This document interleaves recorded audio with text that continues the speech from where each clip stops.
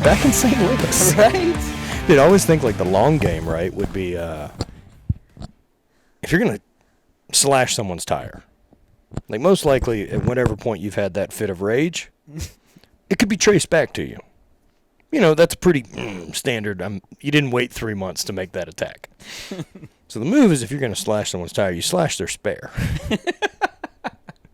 It's playing the long game so that when they need it, they're really fucked. That's a good play. And they would never notice. Never know. Unless it was like a Jeep and it was on the back of your car. No, and then you would just go like, oh shit, it's flat because I never use it. Right. And then you try to air it up and it's still fucking just shitty. You get them again. That's mean. It's mean. That's mean. It's mean. Oh, man. I like it. We salted a guy's yard one time in high school. I think a statute of limitations is done on that, so I'm probably all right. Yeah, I think you're good. A guy I worked with at the golf course, and we took a bunch of, like, lawn fertilizing equipment from the golf course, like those push things that throw, and just filled them with salt. Just ruthless. Charles was a prick. He deserved it. I was actually saying this the other day. We did a lot of lawn jobs, and they were always in our own neighborhood. You know, always as kids. Lawn jobs. That's where you just, you know, right? Got lawn work to do tonight. We'll be out of it. It was so terrible. This was in high school, and I literally. Me and my buddy were driving, and we just drove into someone's yard, just being straight up turds. Yep. And I popped my tire on the curb. That's what you get. That's what you get, That's dude. what you get. Karma. I literally had to pull around to the very next neighborhood and change my tire. Karma will get you. It'll get you every time. Oh, man. That's what you get when you're a punk. Yep. It happens. It happens, dude. It's like slipping downstairs trying to run away with something or watch like a criminal steal something and break his ankle running out of the store on the way out. Like, that's what you get. Oh, man. That's awesome. So you back in town for just a bit, or? Yeah, so it's kind of a long story. But yeah, I am back in town for a while. Going to go back and forth between San Diego and St. Louis a lot over the next year. Okay. So I'll be in St. Louis a ton for a good amount of time, and then trying to move out of California. Makes sense. It's an interesting time there currently. It's the goal is to get out of California, and so yeah, right now doing a little back and forth thing. So, well, you're San Diego. So what? I know LA is a disaster. Yeah. How weird has San Diego got? Because you guys have more of a military town anyway. Mm-hmm. It's definitely more of a conservative city in San Diego or in California, but it's still California. Still California. You still got 13.5% state income tax. Brutal. Kids can't go back to school. They're trying to. What are they? It's just the fires right now are pretty bad, and so the air quality is pretty rough. It's just it's a tough place to live. Not in the sense, obviously, of weather. The weather is normally really nice. Typically really nice. And there's just a lot of people in California. Well, and I'm getting to that stage in my life where I like to be around people, but people that I like. Yes. And when you're in just a city like San Diego or anywhere in California, really, I mean, there's just so many people everywhere. And so I'm kind of over it, and so I'm ready to get somewhere else. At least it's really expensive. Exactly. And so, like, when you start taking away the stuff of, like, oh, California's rad because I can go to the beach and I can surf or I can do all these outdoor things, and now I can't do outdoor things, and people aren't being cool. Like, nah, man. Yeah. Dude, and then that, like, weird luxury tax that they're trying to implement on on your net worth. Dude. That follows you for 10 years. They're trying to tax you to leave. They're trying. If you leave, that's exactly what they're doing. I don't even think it's legal. No, right? There's no way that can be legal that they can tax you for 10 years post living the state. That's insane. Well, when has that ever stopped? That's true. Stopped Uncle Sam from getting his hands in your pocket. That's true, man. That's true. Oh God, we live in a strange time. The world is on fire, and it's not slowing down. Like, I feel like it's just getting crazier. And I know it's an election year, and election years are always crazy. It's true. I did at least get to hear my current president say, well, I brought back football to Ohio, and Everyone there is very happy about it. Fuck. I did that. I got the Big Ten football back. When he said that, I was dying laughing. Like, that's the most important thing in the world right now. It's so bad. Oh, man. Those two, holy cow. That's the best options that we're allowed to be given. There's no way. It's impossible. Dude, what I really wish, and again, I don't care now who would be driving the boat, but I wish Dan Crenshaw and Tulsi Gabbard would run together. Give me a right and left on the same ticket from two people that are reasonable. Yeah. So Dan was a good buddy of mine. Seems like a nice fucking. I love the Dan things he's got to say. He was in all of my platoons. He was in the Buds class right ahead of me, but when he was at SEAL Team 3, he was in my troop for 6 years. Small world. Yeah, Dan's a good dude. I love Dan. Any contact still, or? Not really. No. Okay. I mean, once you get out, everyone goes their separate ways, and you just lose contact. But yeah, I mean, I tell you what, like I know that you're starting a podcast, and so that ain't the hardest reach out. Yeah, exactly. It'd be great. You've got a big enough following that even if he doesn't recognize the name immediately, he'll click on it. Right. And then be like, oh shit. Yeah. No, I still have his number in my phone. Oh, right on. I mean, he might have changed his number. Who I have knows? no idea. Yeah. But no, yeah, great dude, and it'd be great to catch up with him. Yeah. He's operating in a way different world in America than I am. Like that, actually, when he got blown up, so he got blown up in IED in Afghanistan, the same trip that I hurt my knee. Okay. Fucking around wrestling. Like, obviously, he's doing real cool shit, and I've, blown my knee out. This is how it happens. I tore my first ACL in college not doing track, warming up for track, playing basketball. But yeah, damn, I mean, I remember seeing him, and man, he was, he was just kind of healing up, and I remember seeing him on a plane. We were going to a funeral of another buddy who ended up getting killed over in Afghanistan, and he had forgotten his painkiller medicine. Oof. And I remember just seeing him, and he was just in rough shape. And I'm like, Danny, you okay, brother? And he's like, oh, I forgot my pain meds, and he was like having withdrawals. Yo. And I was like, oh, and it was just a crazy story. But and then I remember seeing him a couple months later, because that's when you're not in the same troop, when you're not in small, like in a troop together, like you just don't. You run into guys like every month or so. Look, I think that's pretty natural, right? Especially if you're busy. A lot of stuff ends up being that like out of sight, out of mind. Yeah. Because I'm occupied. Yeah. I can only handle so many things at a time, and it's tough to keep up with. Holy shit! I haven't spoke to him in 2 weeks. Right. And so I see him a couple months later, and he's starting to come around or whatever, and then. A couple months go past again, and I was like, hey, I saw him in the gym. He was working out, which was really cool to see. Yeah. Guy just got blown up not that long ago, and he's missing an eye. He's got this cool trident eye, actually. What? So it was actually like a glass eye that had a trident on it. So now he wears the patch, which is cooler. Yeah, it is cooler. But the trident eye was I thought it was really cool too. But dude, the guy was trying to get back overseas. Like that's to go back to work. Yeah, like that's the kind of guy he is, and so.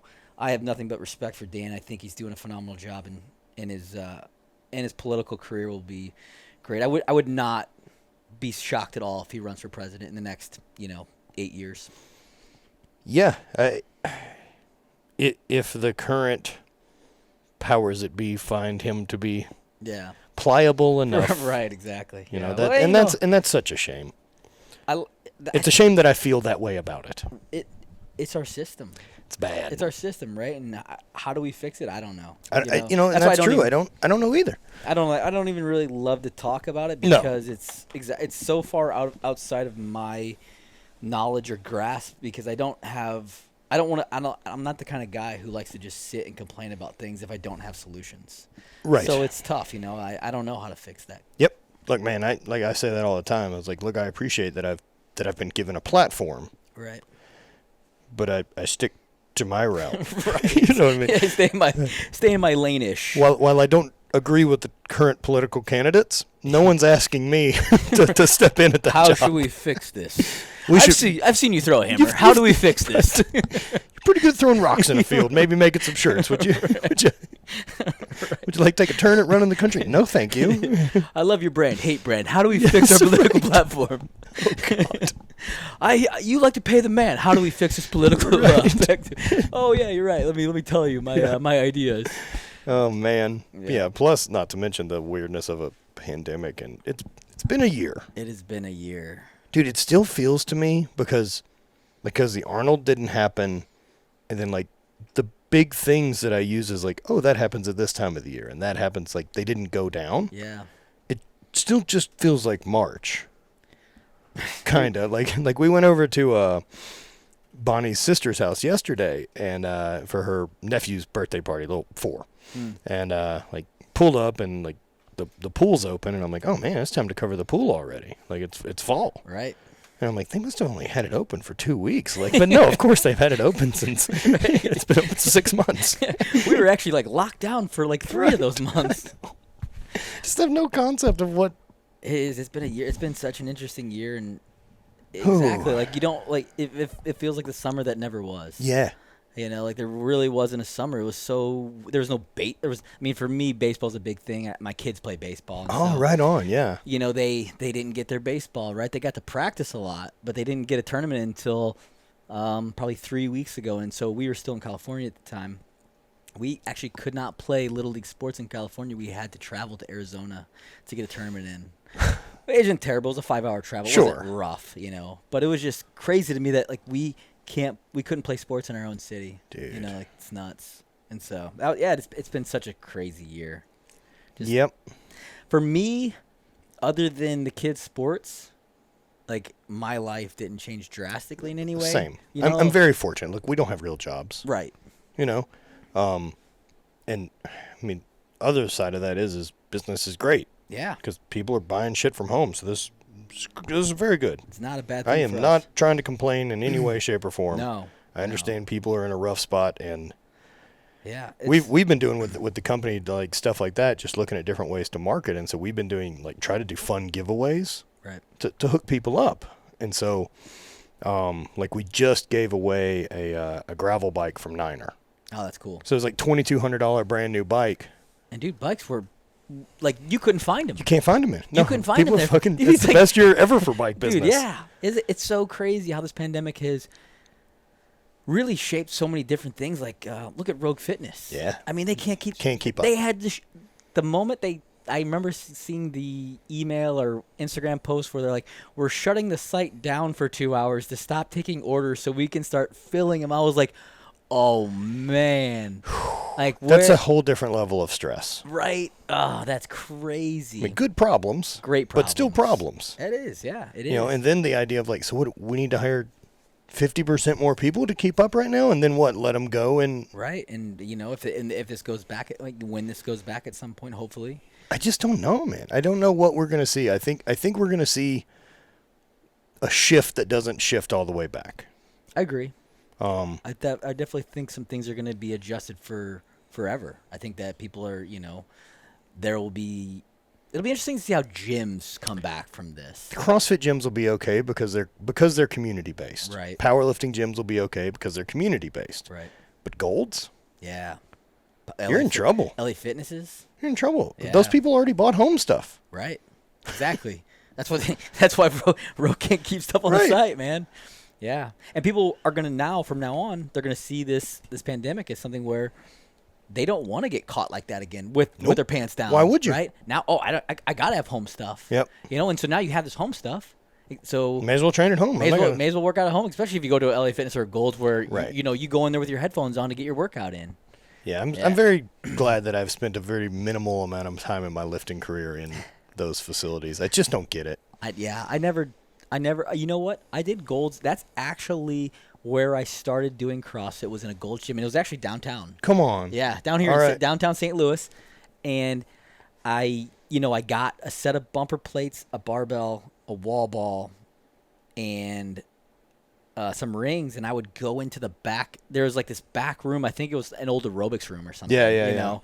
And I would go back there, and I would take my stuff back there, and then anytime I needed to use something outside, I would just come out and hit it, and then I'd go back into the other room. But I actually started doing CrossFit in a Gold's gym. So, because there was no CrossFit gyms. Of course. Yeah, that was in 2005. Yeah, so it's a similar thing, but like whenever I got into Highland Games and got into like a strongman, Like, there wasn't anyone selling equipment. Right. So, like, I went and made a yoke and welded and drill pressed a bunch of shit and was making sleds and pouring my own Atlas stones and doing all this because you can't buy it. And so CrossFit was the same way. Like, the early adopters, were just figuring out how to get shit done. Like, especially, like, talking with, like, Kelly Starrett. Oh, yeah. Because he's been around forever. Well, their gym was in the first 50. Oh, okay. Right? So, like, and their gym, Parking Lot of Dreams at San Francisco CrossFit, like, he was working at I think it was a rafting or kayaking place, or was a PT clinic. It's one of those two. And he picked up a shipping container, put it in the back, and they filled it with equipment. And then they put an awning up. And for years, in the original, like, Mobility WOD videos on YouTube are from them in this parking lot. Right. If it rains, there's 2 fucking inches of water, like where the squat racks are. And people just showed up and dealt with it. Dude, they had 200 members coming to the parking lot to lift that way and, like, killing it. That's crushing it. No overhead in California. Right. Oh. And, I mean, I don't know how much they were charging back then. But, yeah, they were crushing it. Crushing it. Crushing it. I mean, clearly they found something that people want. Exactly. That's the thing about CrossFit, right? Is people see the results so quickly, and that's why people like it. It's the intensity, because it's never been pushed like that before. No. You know? And it's also great for previous athletes. Yeah. It's a good transition. It's that's what I did. good outlet. That was me.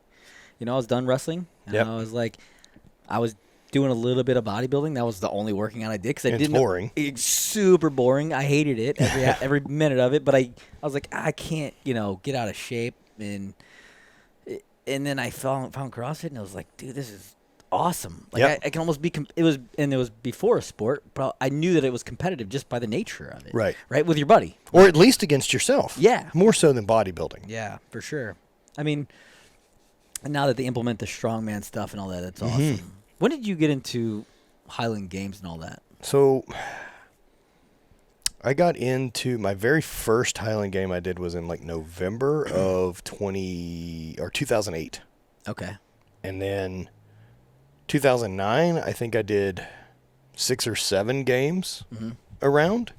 And then 2010 was my first complete year that I competed as an amateur. Won a couple amateur world won an amateur world championship, and then 2011 did a full season, won an amateur world championship. That the way it was sold to me was that I was in Spokane, Washington, and it was like, oh, so the winner from this gets an automatic invite to the 2012 professional world championships. Okay. So I was like, shit, yeah, this is the easiest way to get in. I just got to win this thing. Yeah.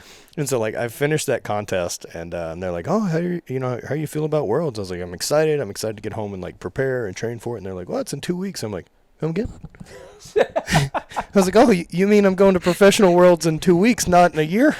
Right. Sick. This is not anything that's ever been mentioned prior. I didn't make a mistake. They just fucking changed it. Oh, wow. And I ended up going and taking second, and like, Dude. Just showed up with the idea of, like, I'm not supposed to fucking be here. Right. Let them have it. Just fucking let them have it. That's the best year. I took second my first year at the games for the exact same thing. Like, Right. I went in there and I was like, I mean, I went in to win. I knew I wanted to win because obviously I was just competitive. The same as you, right? Like, Yeah. I'm not coming here to participate. No. That's for fucking sure.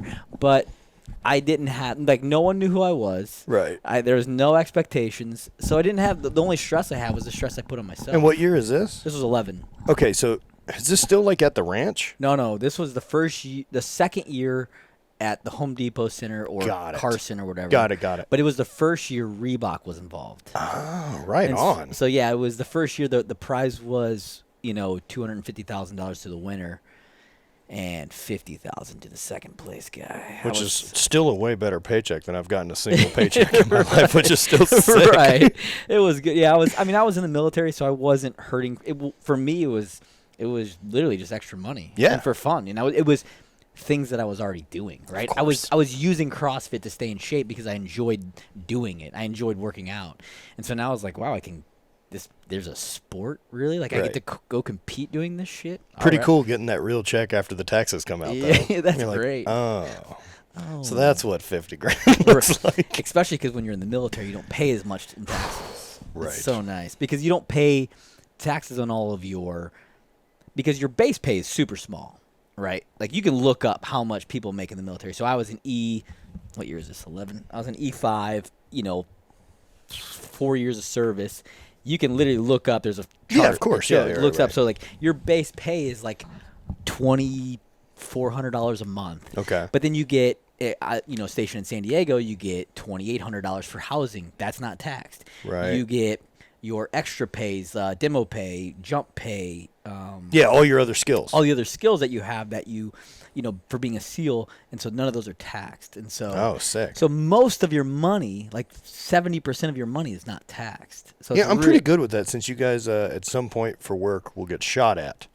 And I haven't had to deal with that as a stress at any of the places I've worked. So I'm good with that exchange. You live downtown St. Louis. Don't count myself too lucky yet. You're not there yet. That was so. Yeah, but yeah, exactly. When you went to do your taxes at the end, they're like, "Oh, this isn't military money. All of this is going to be taxed." You're like, "Oof, okay, that's cool." Yeah, like I had a friend of mine who had done a thing, and like I think the prize money was $100,000 or something like that, and had won. And they said I was like, yeah, the check that came in was for $54,000. I'm like, oof. And it's like, I'm glad Uncle Sam earned that other piece. You know, They really showed up during those days for me.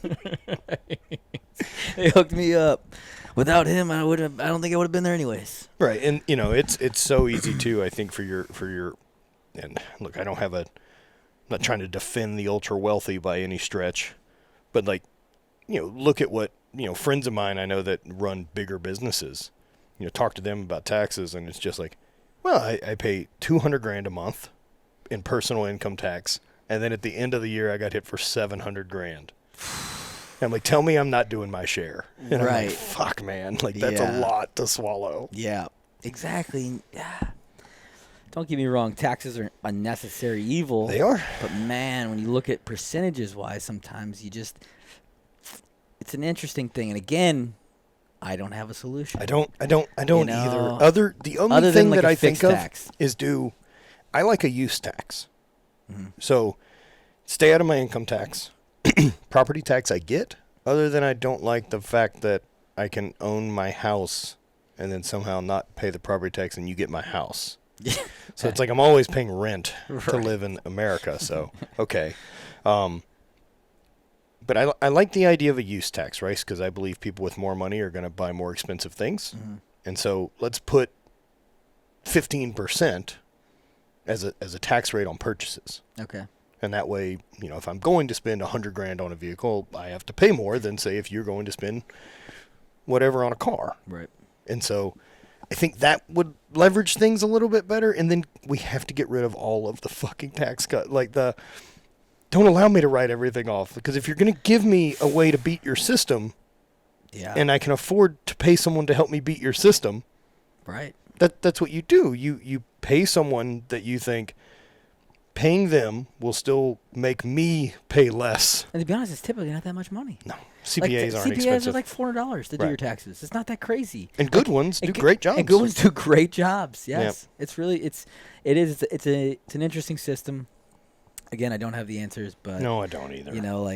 Man, when you hear about what tax money gets spent on in California, sometimes it can really start to boil your blood. Yeah, I've said that for a long time. Like, look, I'm trying to hold on. I will try to not pay as much tax as I can possibly not pay. That's everyone. I don't think anyone doesn't feel that way. Right. It's like, look, I like my money. Yeah, I need Uncle Sam to be more fucking responsible with that allowance before I'm trying to hand over any more of it. You have California that's what would they be, like the 4th or 5th largest economy in the world? I thought it was like the 3rd. Maybe you're 3rd. Yeah, I wasn't exactly 100%, but I thought it was the 3rd. Yeah, it's in the top 5. But I didn't want to. Yeah, I didn't want to say that be wrong. But and they're bankrupt. Like how? What are you doing with that money? That's where I go with it. Like what are you doing? But that's always been the accountability issue for our country, right? In the way we've felt about it for a long fucking time. And I mean, that was, you got Newsom there, right? Yep. He literally says we have to shut down the state, right? We shut down the state, went into stay-at-home orders, restaurants, hair salons, basically like anything that wasn't like a grocery store. Yeah, chop the legs out. Where it was like shut down. Or Except, not mom and pop hardware stores. We have to keep Home Depot open because Right. they still pay the majority of city tax revenue. So Liquor we're not closing those. Liquor stores didn't close. Yeah. Marijuana dispensaries didn't close. Gyms closed though. Right. You know why? Because gym taxes ain't nearly as much as liquor taxes. Or the 48% on pot. Right. You're like, You know come what on. I mean? Like, so let me get this thing right. This thing that we have hundreds of thousands of citizens in jail for, which is marijuana. This is now an essential business? Right. It gets to stay open during a pandemic? Come man. on, it's crazy. And look, I feel it's really strange because I feel both ways about that. I feel like that's fucked, right? Like that logic's really bad. Yeah. And at the same time, is there anyone currently in trouble for a marijuana offense that wasn't aware it was illegal when they did it? Right. And I think you have to take responsibility for you did an illegal thing. I don't believe the crime fits the punishment. Mm-hmm. That's really a tough scenario, right? That is not black and white. That is super gray, and I don't even. No, and especially with people. People are survivors, and if you Exactly. put people in wrong spots, they're still going to try to do what they can to get by. I think that's me, my 37 years of experience of life, is really realizing when I was younger, everything was black and white. Yeah. And I realize more so now as I get older, nothing is black and white, and it's almost all gray. It's all nuance, It's crazy. right? And that's been the consistent conversation I've had on probably the last 5 podcasts with various people. It's like it's all nuance. Yeah. There's so much it's just not an easy left or right, and I think that's part of the issue we're dealing with as a country is from the leadership standpoint.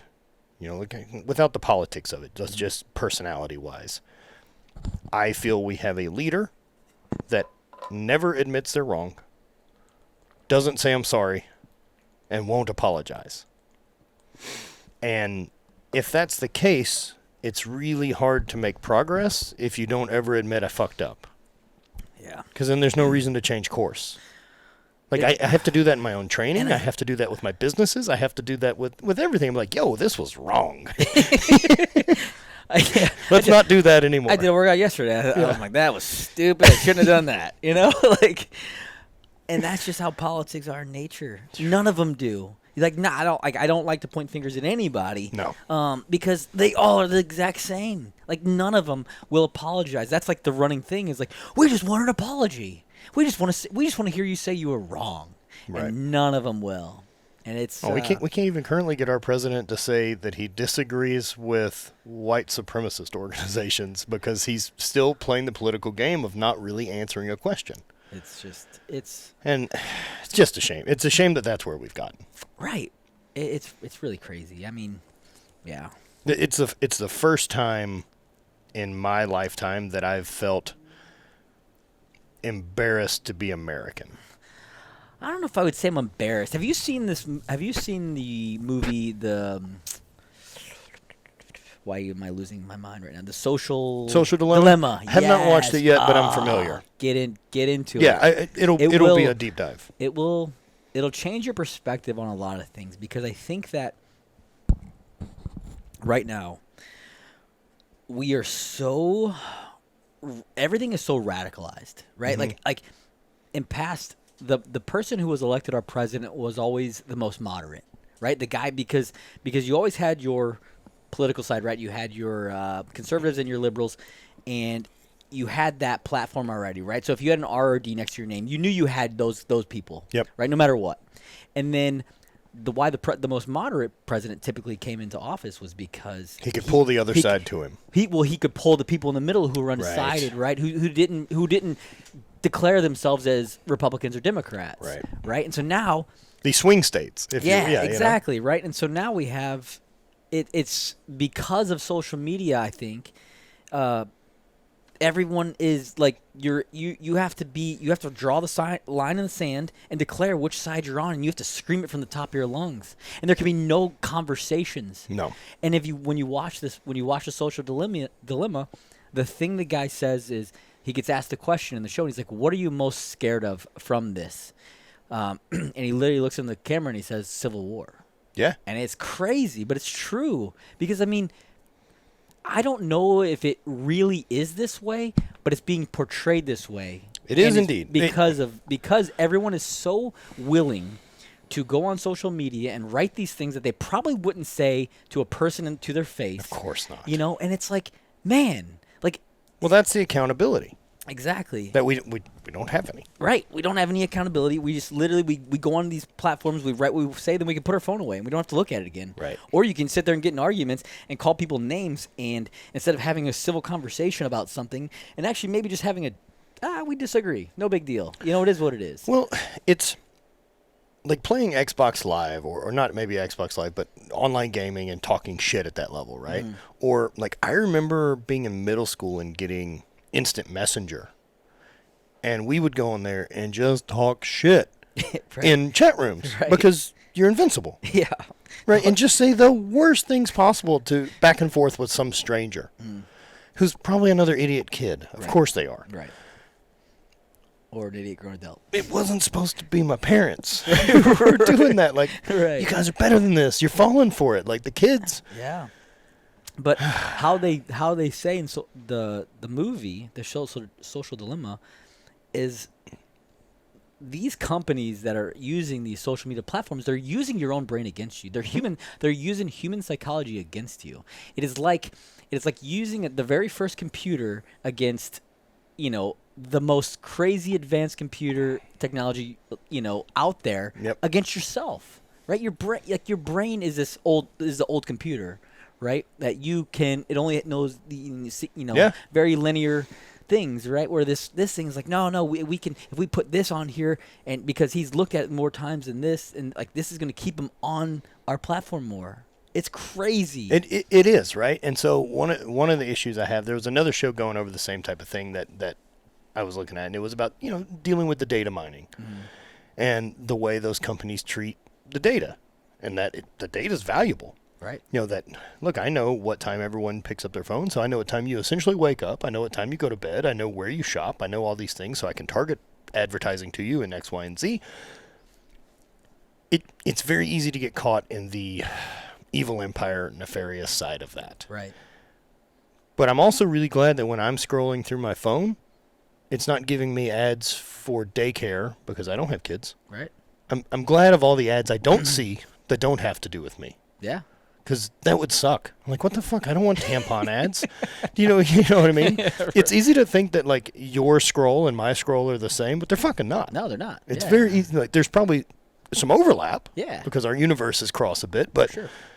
like if you're a professional cyclist, your Instagram is not the same as mine. No. And so it blows me away that people like agreed that this is the information I'm choosing to put out. Using my device is being tracked. Right. We've known that a long time. Yep. We also know that it's listening, which we've given it the right to do. We said, okay.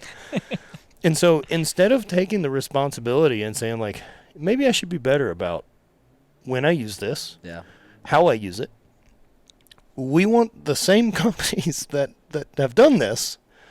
We want them to pick and choose the data that we think's acceptable for them to take from us, not change our actions. Right. Right. We would like this change, but also never be inconvenient. We don't want to have to do any of the work. No, we would like to change nothing of our patterns. Right. Please watch less. Just don't listen to us as much, and don't use our information to sell to companies to place ads on your platform. It's crazy. Well, I get it. Again, it's a gray area. But it's our fault. But you're right. It is. It's 100% accountability. And we want to be saved by them. Yeah. Instead of save yourself. I don't get it. Like, you know, like I think there's going to be this situation where people start to maybe push back a little bit against it. I hope. You know, I hope so too. I think that it's crazy. I can't sit here and bash social media because it's put me in a position where that I get to do the job that I get to do. It's a tool. It is. Yeah, I don't look at it any different than the way I always describe it is my phone essentially is fire. And it doesn't have an opinion. It is a tool. Yeah. Now I can use that tool and keep it under wraps, and I can warm meals, and I can cook, and I can forge tools, and I can build things, and I can power whatever. Or I can let it get out of control and burn my fucking house down. The fire doesn't care either way. Right. And so for me with social media, like, dude, that's a place I contribute and I don't consume much. Yeah. And then, like, it's a tool. It is. And I use it as such. If there's shit that comes across my feed that doesn't make me smile or laugh, it's got to go. Right. Like, that's it. That's the thing that gets so crazy, right? Where people just when people put derogatory terms like comments on people's pages that you don't even know, you're like, what? I mean, what kind of day are you having to where you took the I could never imagine taking the time to write something mean, right? Unless it's like a buddy that I'm just giving shit to, you know. I just don't care. I change the channel. Right. I don't want to exactly. I'll turn the TV off. How many YouTube channels are out there? Right. Like, there's so many YouTube channels out there. I can't imagine commenting on one. Like, man, I get in some weird YouTube rabbit holes of just weird shit I like to watch, and so, like, one of which I found a channel that this guy modifies Hot Wheels, and it's fucking great. What the It's a great thing to watch while I'm fucking cooked to the moon. I could see that. And so, like, this guy is modifying Hot Wheels, and people will comment and be like, you should do this and this. And I'm like, you fucking tell him what to do? Like, we've never met the person who's doing it. Like, it's just video of the car and him working on it, like, with his hands. And so I'm like, change the channel. If you don't like it, find another one. Like, there's probably 20 fucking Hot Wheel modification channels. I'd like to know the number on that, really. It's a whole subject. Look, if someone's great at it and has a big following, there's shitty Hot Wheel modification channels. Because someone's trying, because they want to be great. Just wants to be good. All he's got's a cell phone or like an old flip cam. It's just bad. Dude, that's amazing. There is some crazy shit out there. Dude, that's the one I get fascinated by is, like, I realize, like, kind of the hierarchy of influencers that would operate in health and fitness. And that we have athletes, and then we have the Fitspo crowd, and then we have bodybuilders, and we have this, and we have some that are taken very seriously as athletes, and we have some that you realize are like, they're attractive, right? Yeah. Every genre has it. Yep. Like, cycling has it. Yeah. And fucking a Hot Wheel modificators, like, they're like, well, she doesn't do great cars, but she's hot. Yeah. And some guy's out there bitter about it. He's like, if I could be attractive. Like, I'd make so much money. Crazy. I know. It's crazy. It is. And, it's all entertainment, right? We all just want to be entertained. Yeah.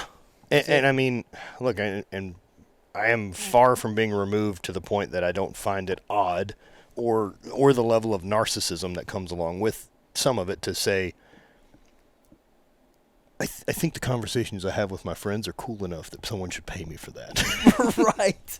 I don't even. It's a weird feeling. I couldn't believe, like, when my guy, my guy who helps me logistically on a lot of my stuff, on my, like, programming and stuff like that. He's like, dude, you need to do a podcast. And I'm like, who wants to listen to me talk to Everyone.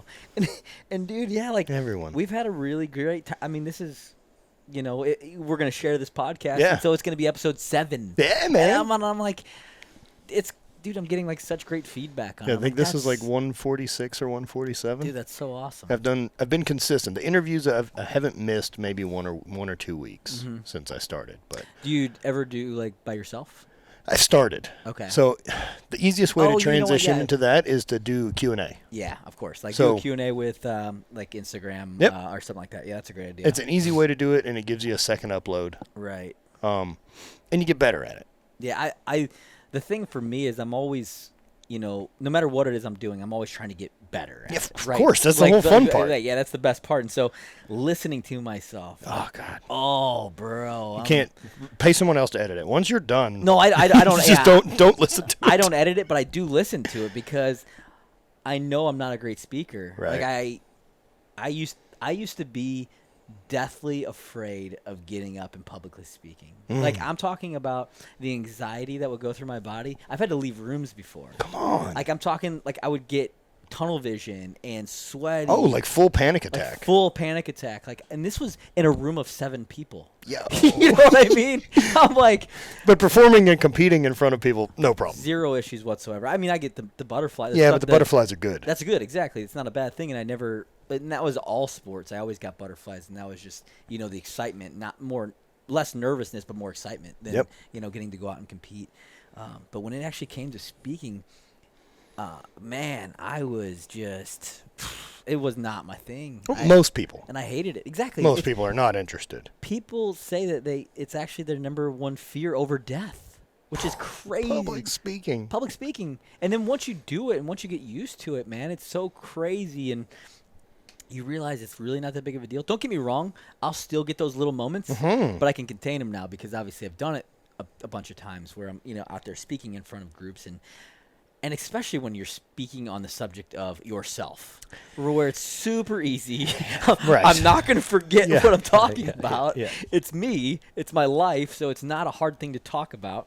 And that's really helped is obviously, just knowing what you're talking about makes it a lot easier. Where I'll still get nervous is like if I'm invited to speak like a panel or something like that, right? And we're going to field questions, which I'm fine with. Mm-hmm. But it's the imposter syndrome that kicks up occasionally, and it's like, the fuck am I doing here? It's holding yourself accountable. Yeah. Right? The same thing where you're like, is this real? Like, do I do the things that I say I do? Well, it's that, and then it's like, occasionally for me becomes looking at who else I'm on stage with, and I'm like, one of these is not like the other. Right. And I'm like, fuck am I doing here, man? Someone thinks this is a good idea, but... Right, yeah, I've definitely had those Let's moments, give it hell. I'm like, what? Like, I mean, I was on a panel with when I was a Nike athlete, or still Yeah. And I was on there with the number one women's WNBA draft pick. Oh shit! Like this freak basketball player, and she was an Olympic champion as well. And she's sitting there talking, and they're like, "What's your favorite moment?" She's like, "Oh, when I won the Olympics." And I'm like, "Do I have to go now?" I was like, "Do I have to say something?" Really? Nothing. yeah. I've never had a good moment. It's fine. Don't get me wrong. I'm proud of my accomplishments. Of course, right? But I just don't look at myself like, oh, I'm not an Olympic champion. But a CrossFit Games athlete, took second, Navy SEAL. Like, they're all good accomplishments. I guess for me growing up, it was just Olympics was like, oh man. Same way I feel about Highland Games, right? Like if I was a really good thrower, there's a thing for me to go do called the Olympics. It's not new. I wasn't invited. Right. So I did this other thing. Yeah, and it's interesting. And then exactly now we're sitting here chatting, and people want to listen to us talk. Well, part of that I think is just the fact that we stuck to a thing. Right. That we've done it forever, and what's come from like that different kind of physical aspect of our lives of having that in the tank is kind of always a consistent thing is by this age, like you end up respecting all the other folks no matter what their background is, because you can't fake strong and you can't outsource it. You can't hire someone to do it for you. So if you've got it, like we've shared a lot of things. We've had some struggles that we've we've all had surgeries. We've all fucking been beat up. We've all across the board, man. And it's not fuckery. It's not. And I heard something the other day, and I thought it was a really cool statement. I've never heard it put this way. Obviously there's just a lot of, whatever motivational quotes and shit out there. But this quote was like, to be great, you don't have to, it's really not that hard. Because so many people are so okay with being mediocre.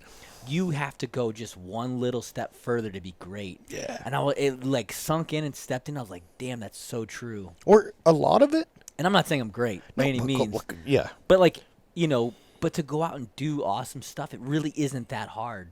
Because so many people are just like okay with, just going through the motions almost. Dude, I felt that way. I don't remember when it clicked, but I remember at some point, like realizing that the other folks in my age group, who I believe are lazy, for the most part, or aren't willing to suffer as much as I am. Right.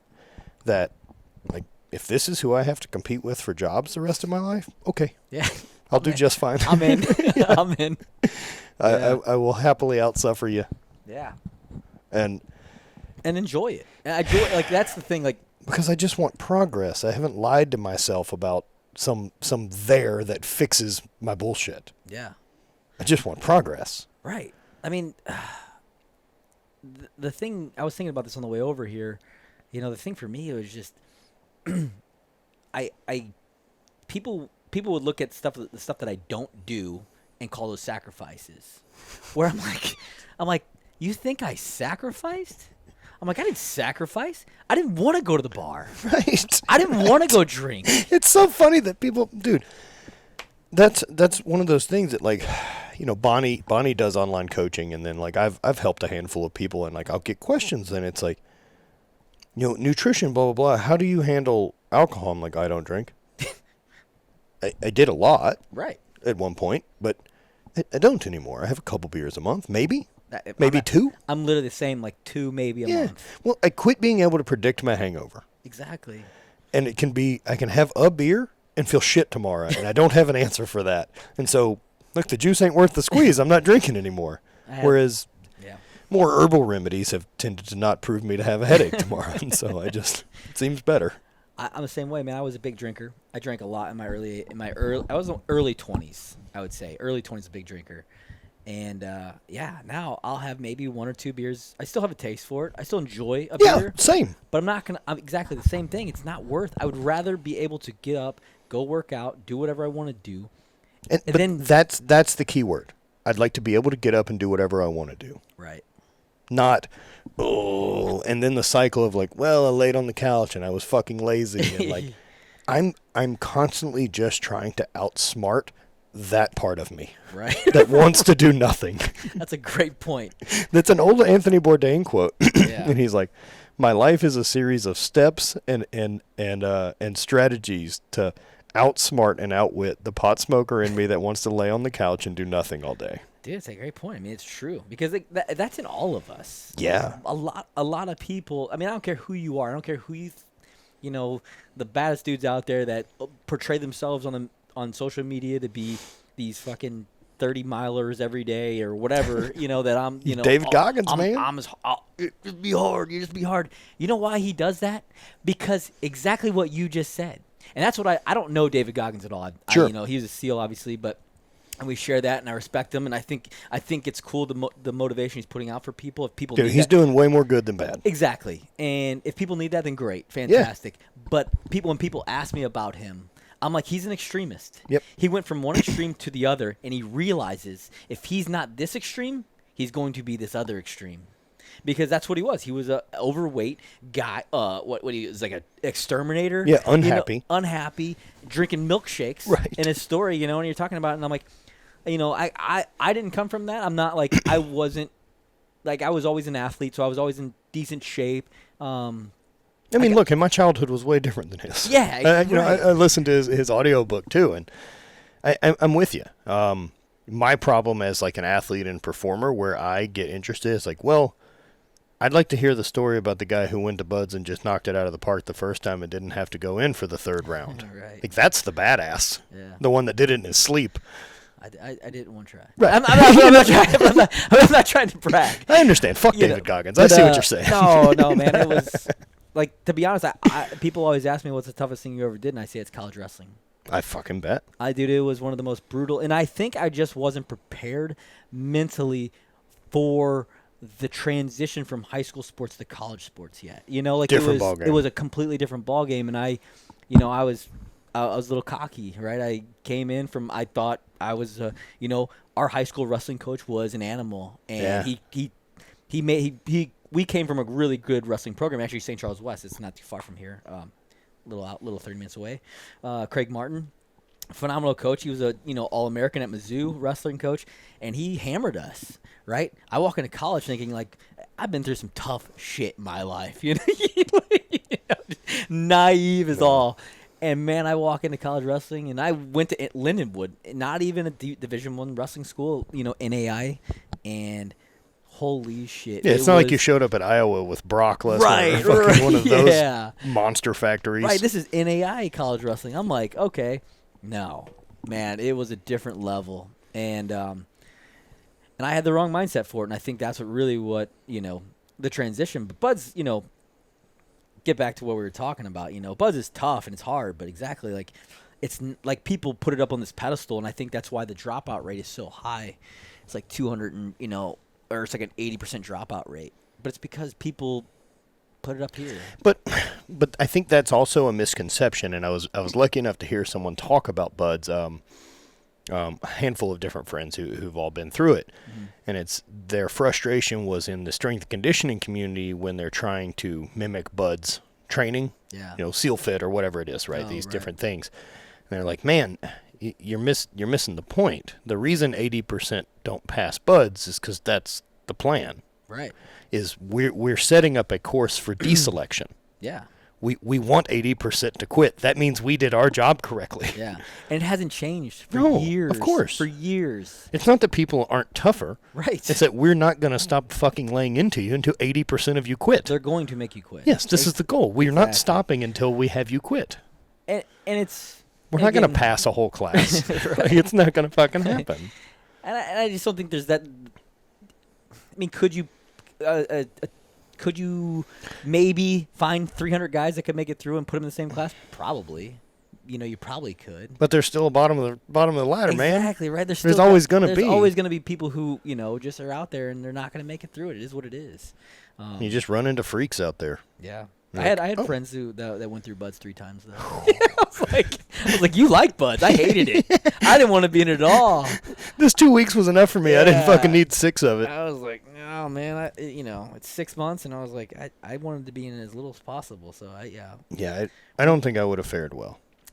It's physically demanding, it's mentally challenging, and they reduce your sleep levels, right? So to reduce stress. Yep. But it's not the hardest thing in the world. I wonder, like at the end of that, I wonder what your blood looks like what your blood hormone levels and everything. I bet cortisol is so fucking through the roof. I bet testosterone's trash. Growth is trash. I've always had low testosterone. Really? Always. And, the only thing that I actually got to get it to come up was intermittent fasting. For me, it was testosterone. As soon as I started adding that back in the system, it's worked great. I'm still, in a sport that I can't do it. So, but, the only way I could get it up, I was always in, not low 400s, but 400 range. Yeah. And so mine was 80. Which is, wow. Yeah, that's pretty cool. That's crazy. And that was I got my blood work done at 30. And at 30? At you 30, had yeah. 80? 80, 85, something like that. And then... what was causing that? I don't know. Did you have a... Just wasn't there. Hadn't done anything. Had never run a cycle before that or anything. This was... And there was no sort of... I don't know, like a tumor of some sort? No trauma, no nothing. Really? I know my brother had low test, and so I had started, and I don't know if it's just years of football or slight head injuries repeatedly from, whatever. I don't think I'd had enough, but needless to say, at 30, that's what it was. And so whenever I retired from competing in 2016 at 32, 32, 33, immediatally got on. Well, the fuck not. I'm not getting drug tests anymore. It's not illegal for my life. Right. That's true. So, I mean, to be dead honest with you, right? Why wouldn't I take everything I can as a human to increase my performance? Until it starts to go the other way, right? I mean, obviously I don't want to die from it, which I'm not sure. But you can't with test. That's the thing. Right, exactly. I don't even know what I'm talking about because I've never even dabbled into it. Yeah, so. We could inject you with a bottle of test the size of your water bottle. You're going to get an awful abscess. It's not going to go well into the muscle, but you're not going to die. Right. Whereas, there's enough cheeseburgers that'll kill you. Sure will. I'll eat all of them. Well, damn right. I'll try to get there, pal. I don't know who's at the bottom of this, but I'm going to work my way to it. It's a weird thing, right? It's very interesting to me that the essential essence of what makes males male is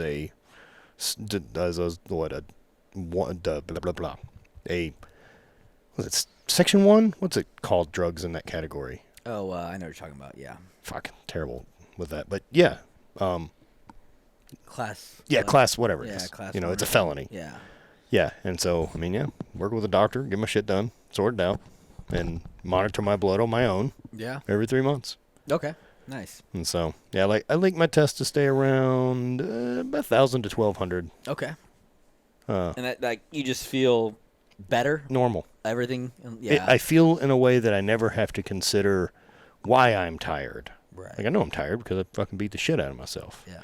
but I don't have to wonder about motivation. Like I think better, I sleep better, I want to fuck, I want to like everything, right? Like human things. yeah. Do human things. Yeah, I like that. I was gonna ask you something. Oh, the knee. Yeah. Dude, what's going? Like, how's it going, man? So I mean, I know it's better. You got a mechanical knee. I got a full fake one. 36. How old Yeah, are you? 36. So yeah, 37. I'll be 38 in April. I am. Oh, so we're basically. So you turned 38 in April. Yeah.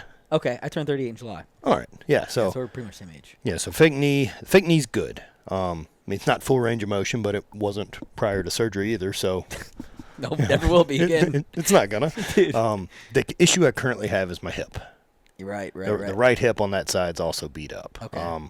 And it on X-rays shows a lot of arthritis. Mm-hmm. And so I don't have any basically internal or external rotation on my right hip anymore, or on the femur. And so it gets caught. And like not caught like stuck, but like if it tries to go in, like everything has to turn with it. My hip and back and everything. And so I can run. I signed up for an 18-mile trail run in Moab I'm going to do in May. Fuck yeah. And like I'll walk as much as I feel like fucking walking. I don't give a shit. My goal's finish. First of all, it's 18 miles. Right, my goal's finish, and it's not that far. Right. Yeah. Yeah. It's going to take me 6 hours. Yeah. And cool.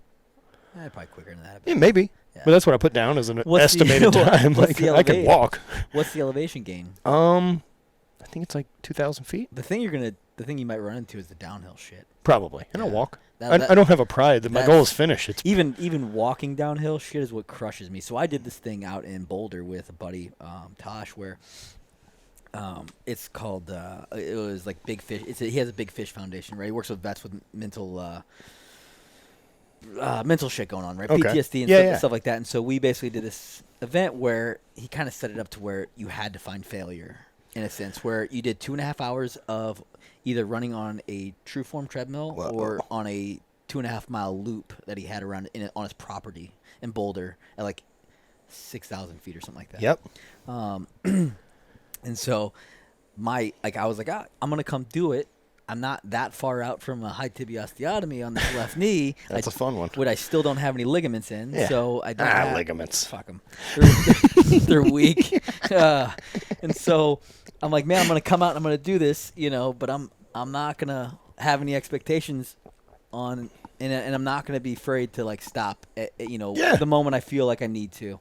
And it might do. My knee swelled up to about a cantaloupe, and so I got 12. See, I don't get any swelling. That's great. And I mean, running's what it is. I mean, I think I'm as good a runner right now as I've ever been in my entire life, which doesn't say much, but but you're also a monster. Yeah, the bigger fella. Yeah, you've done other things in your life, and running isn't on your list. And I'm sure unless it's a very short period of time, like a solid 40 or 100-yard dash. Yeah, the high tibia osteotomy is a weird one, right? It was, and it that one still is the one that feels annoying. Yeah, because I feel shin pain. Yes, on the outside, low left outside. Mine was from the inside. Okay, so I get a little bit. I had the it's on the internal side or medial side. Yeah, sorry. And but I get pain down here when I run. So I don't have a ton of nerve feeling on the outside of my leg from the other 8 surgeries. Right.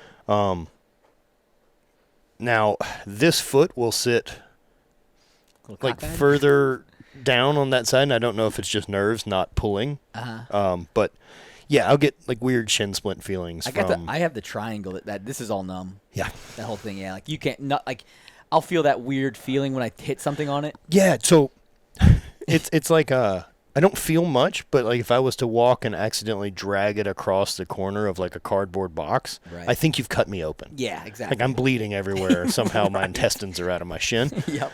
I recently got tattooed and like across that spot, and it was as awful as I was thinking it was gonna be. It was fucking super lame. Yeah, that could have been good. I just sat there like, all right, that's cool. This isn't fun. That's another one, man. The older you get, like getting fucking tattooed sucks, dude. So I am, pretty 30. I'm 37 as well. I think I've had this for 2 years now, and these were like my first tattoos. Right. I hated every second of it. The moment the guy put his needle on my arm, I was like, "Why did I sign up?" Why would anyone do this? And I did the one sitting was 10 hours. Yeah. And I was like, I'm gonna do this for 10 hours. Yeah, it's the same. Like this was 11 straight, and then this was like 16 total over 2 sessions, and then this was like another 11. And for me, the arm still's not a big deal. Right. How about the inside though? Sucks. Yeah, that was. Yeah, I'm not looking forward to it. It's coming. This side's been done a long time. Yeah. This was done in my 20s when I was still mad about things, and like was like, you got to earn tattoos. It's part of the cool part. Keep your face, dude. And I mean, like my back's tattooed from the back of my neck to the back of my knees, and like there's no fucking way I could do it if that wasn't done already. Yeah. And like in a real word, I would love to have it redone with different art, but. No, we're good on that first pass. I think we're gonna stick with this one. we'll learn from that. I don't know. Man, getting tattooed fucking sucks. I'm gonna finish my forearm up, and that's it. Yeah. I'm calling it. I'll finish this arm, and then I don't know. Yeah. We'll see. I'm sure I'm an idiot. So. But the knee, back to the knee. Yeah, the high tibia osteotomy. My leg sits different. It's the angle of my leg is different. Yeah, of course. And the doctor told me he's like we're changing the angle. And you'll catch it in the hip now. Yeah. The hip and ankle are gonna have to. Well, my hip's been pretty messed up for the past 6-7 years. Perfect. It's just tight, right? Just tight. And that's what I was gonna ask you when you said that about your hip. Was that from all the throwing? Is that what it's from? It couldn't have helped. Right. It has to be. I'm a one-sided athlete that spun one direction my entire career. And everything's hip extension pushing the right hip forward. Gotcha. And so is it your non-dominant side? No, it is dominant. It's your dominant side that's hurt. Yeah. Okay. Because as a thrower, that's the load leg. Right. That's the one that stays back and pushes everything. I mean, essentially, like you can pretty much coach the throws without needing to see other people throw and just say, turn the right foot. Yeah. Like if your right foot's pointing backwards and you're finishing a throw that way, like you didn't drive any force into it. The hip and foot need to go that way, like you were throwing a punch. Right. And yes, it's just gone. Okay. And eventually, I'll have hip replacement at some point. Yeah. I have a doctor or a chiropractor, and you know John Wellborn. Yeah. Yeah. Wellborn's got a chiropractor, and this guy, the way the stuff he did. The only way to describe it is magic. Okay. He's rubbing on parts of your body, but he did a whole, like. Is it PRP? No, it's no injections. No. It's called RPR. That might be it. So there's Cal Dietz is a coach in Minnesota. This guy was who helped develop it. This guy invented this, and so I met him. I can't think of his name, but he was the athlete or the trainer for the Utah Jazz. Okay. And so this guy, he rubs on some spots on your body, and then it basically just activating muscle groups. See, this sounds like RPR. Yeah, it probably there's probably a few things out there. It's like reflective proprioceptive reset or something like that. Yeah. So it's resetting wiring, basically, is what I've been explained. And he brought a guy up from the crowd, and he did it, and he showed the guy low back. The guy had some low back extension issues or something like that, or just was really small, but didn't have the correct amount of extension. Rubbed on his ass, his back, and the back of his head, and then he literally it changed hip extension. Added 15 degrees to his hip extension. Yeah, the same. So I'd be shocked if it's not Cal Dietz's stuff, the RPR. Jeff Nichols is familiar in practicing it. J.L. Holdsworth is a coach that's in Ohio from around Elite that I've worked with on it, and it's interesting. Yeah. And you can do it to yourself, you can rub your sternum and catch yourself under the rib cage, and then you know what? Actually, we talked about this on our last podcast. So you can do all that, but that would be the daily preparation version. Yeah. Now having one of them work on you as far as the get activated side is a really uncomfortable thing. Okay. And JL described it to me just trauma. And he's like, if we're looking at your body from a trauma standpoint, it's holding on to things. Right. You got your brain turned off 9 times and woke up in pain without what the fuck happened here. Right. Yep. The body doesn't know. Yeah. And so, of course, it's guarded. Yep. And just trying to work through that and what you hold on to. I got this guy's contact information. Cool. I'll give it to you, and I don't know if it's exactly what the same stuff you're describing, but it was really interesting. And some of his research he was saying was, or basically what he was saying was, when he was the athletic trainer, they, like for the Utah Jazz, the year before they had, however many injuries, right? It was say, 100 players throughout the season couldn't play because of something, whatever. The next year he had 98% of the team. Only 2 players didn't buy into his system. Those 2 players were the only players that got hurt throughout the entire year. The next year, 100% of the players bought into it, and literally no one was hurt. Whoa. He had people walk by, like they were doing X-rays of some guy, and he's like, a doctor walked by and was like, that looks like a total knee replacement right there, waiting to happen. Just looking at the X-rays of the guy. The guy still hasn't had a knee replacement, all because of like this technique that this guy uses. It's pretty interesting.